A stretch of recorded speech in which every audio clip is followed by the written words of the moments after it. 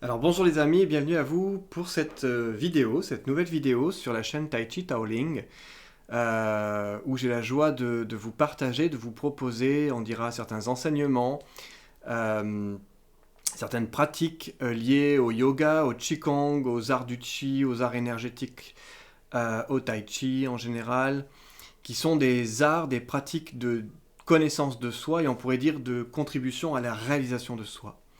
Alors, il y a et également, en fait, c'est important de préciser que ce sont des disciplines, des pratiques qui permettent aussi de nous rendre dans une meilleure disposition à cette rencontre avec son être. C'est-à-dire que ça permet d'apaiser son mental, ça permet de soulager les tensions quand elles sont présentes ou de les accompagner avec une certaine considération spécifique pour cela. Donc ça travaille sur nos différents plans, nos différents corps, mental, émotionnel, corporel, et puis les corps un peu plus subtils qu'on appelle le plan causal, c'est-à-dire la cause plus initiale, plus engrammée, plus inconsciente qui crée les conditions de notre existence. Donc il y a une technique que j'avais proposée, juste un mouvement que j'ai proposé accompagné d'une visualisation qui a pour dessein de permettre de d'épurer notre chi, d'épurer notre corps mental, d'épurer notre corps émotionnel, c'est-à-dire en conscience de permettre de dissiper en fait ce qu'on appellerait des impuretés. Et j'ai eu une question à laquelle je vais répondre parce qu'en effet c'est une question importante pour tous ceux qui connaissent peut-être peu les arts énergétiques, qui connaissent peu ces principes-là et qui ont une considération, je pourrais dire, plus matérialiste que vraiment spirituelle. Euh, donc la question qui a été posée, qui est donc liée à cette méthode qui est en fait cette technique s'appelle euh, la caverne en fait intérieure, c'est-à-dire qu'on vient nettoyer la caverne intérieure, c'est la respiration de la caverne qui correspond à notre intériorité, notre canal, on va dire interne, que l'on vient, pour ainsi dire, épurer par la pensée, la dissolution de la pensée qui peut être obsédante. Et ce qui contribue en fait à cette forme de, on pourrait dire de guérison, c'est le souffle, la respiration. La respiration, c'est le fondement de toutes les disciplines, de toutes les pratiques. Du premier au dernier souffle, nous sommes une succession d'inspiration et d'expiration. Donc on est une respiration qui manifeste par cette alternance d'inspire et d'expire ce qu'on nomme la vie. Et qui donc génère ce qu'on nomme communément aussi la manifestation ou l'existence. J'existe parce que je respire, on pourrait dire. Donc cette notion de respiration, de souffle, précède même l'apparition du corps. Et la constitution du corps permet de le vivre, ce souffle, lui permet donc de perdurer jusqu'à la fin de l'existence de ce corps. Donc il est le corps un moyen, un véhicule, un matériel, on pourrait dire, d'expression de la conscience qui se manifeste à travers son souffle. Donc le souffle, je le disais, est vraiment fondamental quand on a une agitation psychologique, émotionnelle, enfin c'est lié, eh bien la respiration contribue à apaiser notre mental, elle contribue à régénérer notre énergie vitale, elle permet voilà, de soulager des tensions, des douleurs, de tonifier le corps, enfin voilà, elle est on appelle souvent le souffle aussi le chi ou le prana, c'est-à-dire l'énergie vitale, même si le souffle ne se limite pas à ces notions.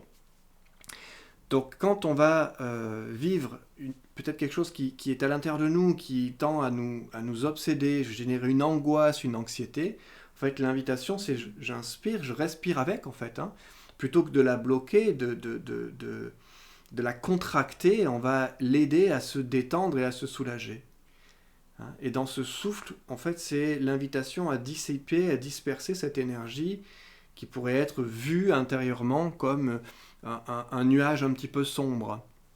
Alors, la question qui est posée, parce que dans le principe de la caverne, c'est là où je vais éclairer la question, en fait, c'est l'invitation à se relier à l'océan, à la mer, et au soleil, c'est-à-dire au Père-Mère divin.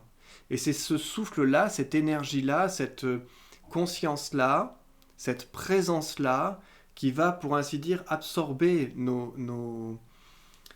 maux, nos douleurs, nos perturbations mentales. Alors à la question, quand vous dispersez la négativité, vous en faites quoi en fait? Juste la disperser et vous la laissez se balader comme ça en espérant que ça disparaisse. Donc étonnant quand même, je ne serais pas super fan de respirer votre chi. Alors merci pour cette remarque, je dirais, très intéressante. Parce qu'en réalité, nous ne faisons que de respirer le chi des autres. C'est-à-dire qu'il n'y a qu'un seul souffle sur Terre. Et les pollutions, je dirais, qui sont ici ou là, elles parcourent le monde entier. Il n'y a pas de frontière pour le souffle. Donc en réalité, ce qu'on peut observer, et ça vraiment je vous invite, c'est de l'expérientiel que je vous invite toujours à faire. Quand vous entrez dans une salle de réunion, je donne souvent cet exemple, une pièce, une maison, un lieu où il y a ce qu'on appelle une tension qui est palpable. Cette tension, c'est une charge, on va dire, électrique, une sorte d'électricité statique comme ça, qui met ce qu'on appelle une mauvaise ambiance. Et on utilise des termes en disant l'ambiance est plombée, c'est-à-dire qu'elle nous pèse, elle est lourde, et parfois on sent que ça peut disjoncter. Alors, c'est intéressant d'observer tous ces termes qu'on utilise d'une manière assez inconsciente, mais qui parlent en effet de notre corps électrique. Le corps électrique est lié à notre corps donc énergétique. L'électricité qui parcourt notre corps, donc on a un corps physique, un corps électrique, un corps magnétique, un corps atomique, c'est-à-dire qu'on va de plus en plus vers la dimension du cœur de notre être, et puis après il y a d'autres corps plus subtils. Donc le corps en lui-même, au travers de sa pensée mentale, donc au travers de ses sentiments et de ses émotions, eh bien il crée une énergie de nature électrique. Et cette énergie, eh bien, elle rayonne, elle vibre, parce qu'au travers de notre corps, on va dire, magnétique. Donc on va sentir une attraction, une répulsion, et que l'on inspire et que l'on expire en conscience ou sans conscience, quand on est dans cet espace de la réunion, en fait, on ne fait que, ou n'importe où, on ne fait que souffler, en fait, par notre respiration, nos propres tensions, nos propres troubles. La différence entre une méthode ou une technique ou une approche, on va dire, énergétique à but de thérapeutique, eh bien, on va l'orienter non plus vers les autres, on va pas non plus le laisser, je dirais, mariner un petit peu comme un bassin un petit peu vaseux, mais on va permettre de l'évacuer dans un lieu approprié, ou en tout cas, d'une manière appropriée. Donc chacun de nous devient responsable de ses propres tensions, de ses propres agitations, de ses propres perturbations, et peut mettre en œuvre, on va dire, une approche, une méthode, une technique pour en permettre la dissipation. Alors une autre image que je vais donner pour éclairer cette question, très importante en effet dans la considération du yoga ou du tai chi. Quand on fait un travail d'épuration en se connectant à l'énergie de la mer, du soleil ou d'autres, il y a beaucoup de méthodes qu'on peut utiliser, mais on va dire que ces deux dimensions, l'eau et le feu, sont les primordiales. Eh bien, c'est intérieurement qu'en fait cette transmutation, elle a lieu.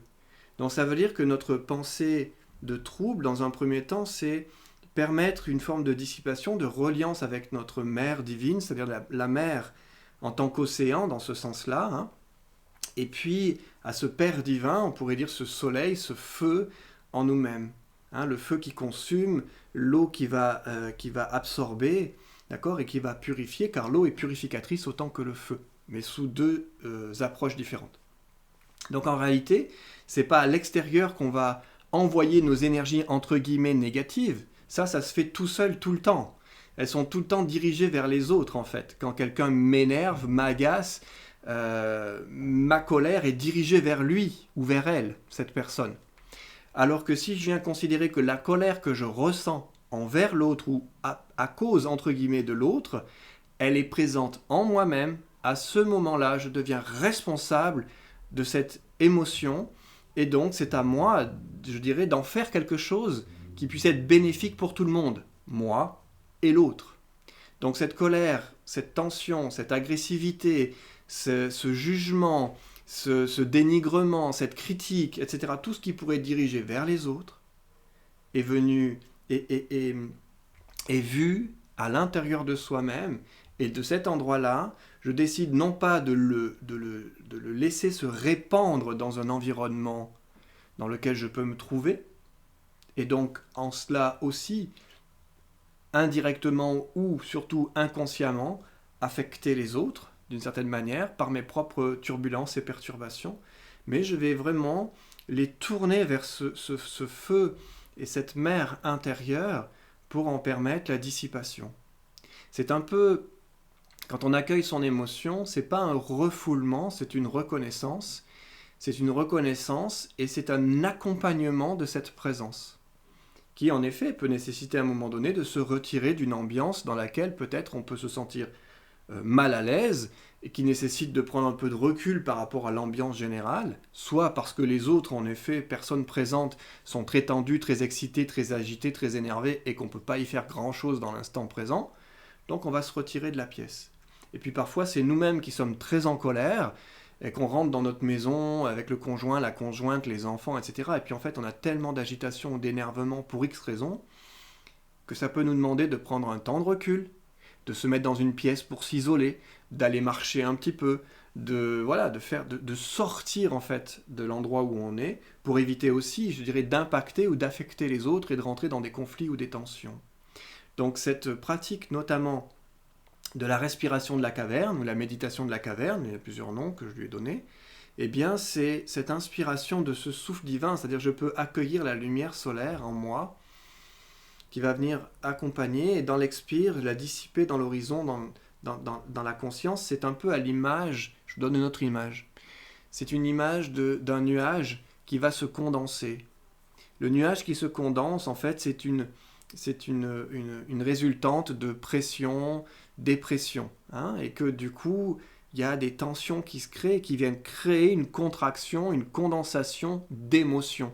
Et cette émotion va se manifester sous la forme, on va dire, d'un nuage. Et ce nuage pourra peut-être devenir tellement sombre et noir qu'il pourrait en éclater comme un orage. Bien, une colère qui sort, une tristesse qui tombe, qui coule.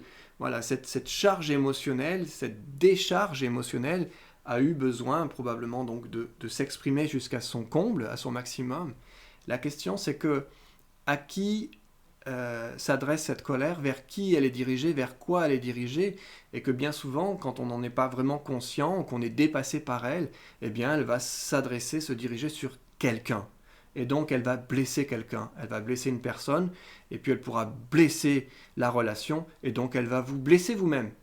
Donc le fait de venir l'accueillir, la rencontrer, il pourra y avoir l'expression de cette colère dans la nature, mais la nature est si bien faite qu'elle a le pouvoir de l'absorber sans polluer les autres.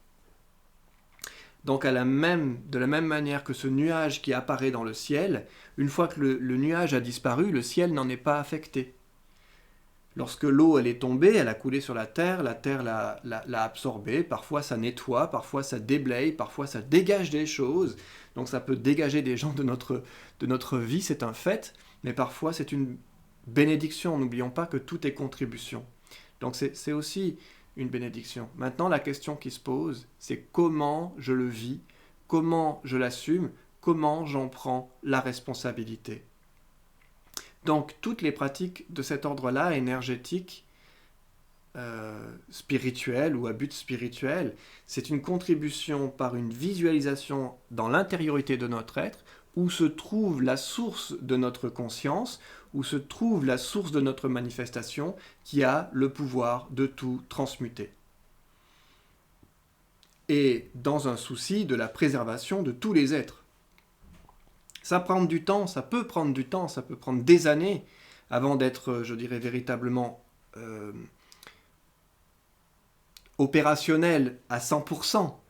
Mais dès qu'on commence à y mettre cette intention, la transformation elle a déjà eu lieu. Donc on peut être 100% maintenant dans 10% de réalisation. Et si je viens accueillir cette possibilité à l'intérieur de moi-même, c'est-à-dire que ce n'est pas sur les autres que j'enverrai cette énergie, parce que le fait d'inspirer et d'expirer, juste de respirer, déjà, d'être présent physiquement, cette énergie, elle est donnée à notre environnement. Donc la question c'est, quand je transmets, par exemple, j'ai une pensée obsessionnelle, je vais accueillir de la lumière qui prend la place de cette pensée. Je peux me relier à une pensée d'amour, je peux me relier à une pensée de paix, je peux me relier à une pensée de joie. Donc l'invitation, c'est parfois il ne s'agit pas de forcer les feuilles d'un arbre à tomber, mais c'est quand la sève va descendre d'une certaine manière à son automne, la feuille tombe d'elle-même. Et de la même manière, l'idée, c'est pas de forcer les fleurs à fleurir, c'est par la montée de la sève que le bourgeon va éclore.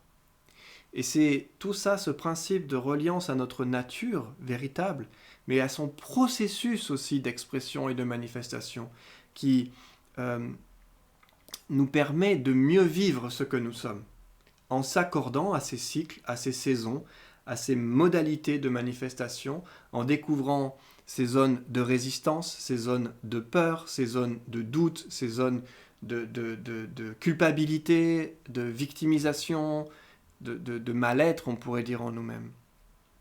Et passer du mal-être au bien-être, c'est-à-dire de transmuter ce qui semble aller mal en ce qui va bien en nous. La thérapie, ça veut dire prendre soin. Donc le mot thérapia, prendre soin, on vient prendre soin de l'être, prendre soin de soi et accompagner la mutation de notre être à travers ses inconforts, à travers ses douleurs, à travers ses souffrances, etc. Donc c'est une modalité de transmutation ou d'accompagnement à cette transmutation de soi, on pourrait dire. Voilà, donc pour répondre à cette question assez pertinente, quand vous envoyez votre énergie à l'horizon, dans l'univers, pour j'inspire la lumière, j'expire l'obscurité, c'est-à-dire ce qui a la rancœur ou des choses comme ça en nous-mêmes, hein, je le donne à la nature, à la vie qui, elle, dissipe, transmute, transforme en fait, mais depuis mon intériorité. Il y a un deuxième niveau qui est appliqué, c'est de recevoir, ça c'est un deuxième niveau. Ce deuxième niveau, c'est accueillir l'obscurité de l'autre, c'est-à-dire son mal-être à cet endroit-là. Hein. C'est des mots qu'on pourrait vraiment développer un petit peu dans les considérations, mais on va dire dans ce qui est pesant, douloureux, souffrant. Comment je peux accueillir peut-être le mal-être de l'autre en moi et le renvoyer en amour et en lumière. Mais pour ça, il est bon d'avoir quand même suffisamment accueilli son propre mal-être en soi-même, qu'on aura contribué à transmuter, donc à vivre de plus en plus avec cet état d'amour, de paix, de joie, de vérité intérieure, pour contribuer davantage à la transmutation de ce monde qui nous environne. Et dans la souvenance, le rappel qu'en vérité, il n'y a pas d'autre que soi, que tout ce que je fais pour moi et en moi contribue pour tous, et que tout ce que je fais pour les autres, dans ce monde, contribue pour moi-même, car en vérité, il n'y a pas d'autre que soi. Mais commençons par s'accueillir soi dans ce que nous avons peut-être besoin de reconnaître et d'orienter, je dirais, dans une juste direction, qui soit aussi dans un souci de préservation de l'autre et de soi-même. Et plus je suis en paix avec moi-même, plus je pourrai être en paix avec les autres. Et mieux je pourrai contribuer à ce que ces autres qui pourraient venir vers moi puissent se relier davantage encore à l'état de paix qui est en eux. Tout ce que je fais pour moi, je le fais pour l'autre. Tout ce que je fais pour l'autre, je le fais pour moi. Car en vérité, nous sommes un. Voilà pour cette vidéo. Je vous dis à très bientôt pour une prochaine, ici ou ailleurs, sur cette chaîne Tai Chi Taoling ou sur celle du Papillon d'Or en Soi. Belle continuation dans la paix du cœur, mes amis. Et rappelez-vous que le centre de notre être se vit dans le souffle du cœur. À très bientôt.